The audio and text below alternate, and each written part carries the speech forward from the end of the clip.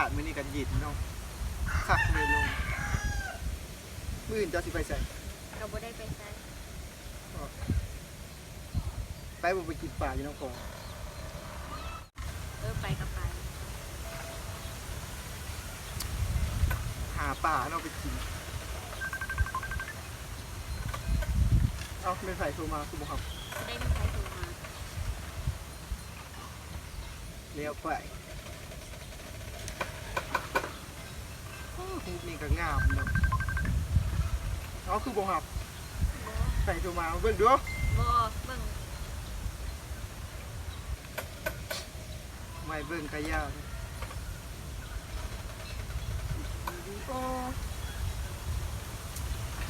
อากาศดี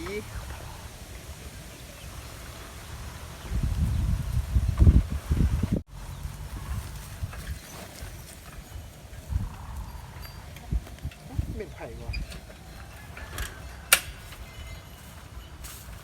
ค่อยโทรหาเป็นอย่างคือบ่ฮับคือว่าเป็นย้อนมานี่บ่คือบ่ฮับสายจัดอันนี้เป็นไผ่ดิอันนี้คือแฟนใหม่ค่อยแล้วค่อยดิเขาว่าเขาเลิกกันซะนะเจ้าคือว่าหมาเป็นเจ้าก็เบิ่งเสื้อเจ้าไงดูจักใส่หยังบุมันเป็นคาแรคเตอร์ของค่อยคาแรคเตอร์แม่มึงหยัง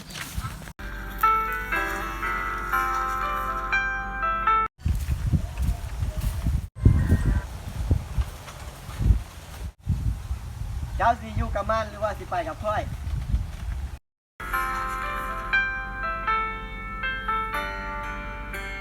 สูลืมรถกูลืมรถวะ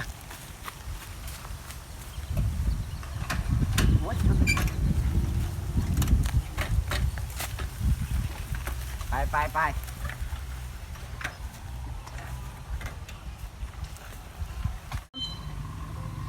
สู่ทิมกูบ่พอนะยังทิมรถสู่อีกแม่เอ้ยรถล้มตายกูละแม่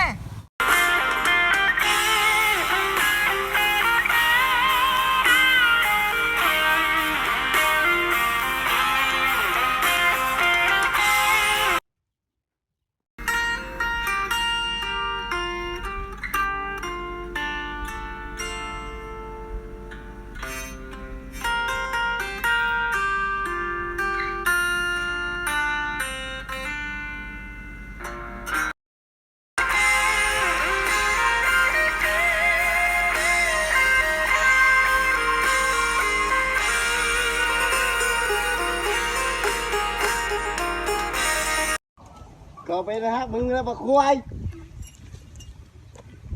ก่อนเขาตอกเราเขาลงน้ำทุกอย่างกำเม็ดเจ็บซ้ำเนาะทางอาย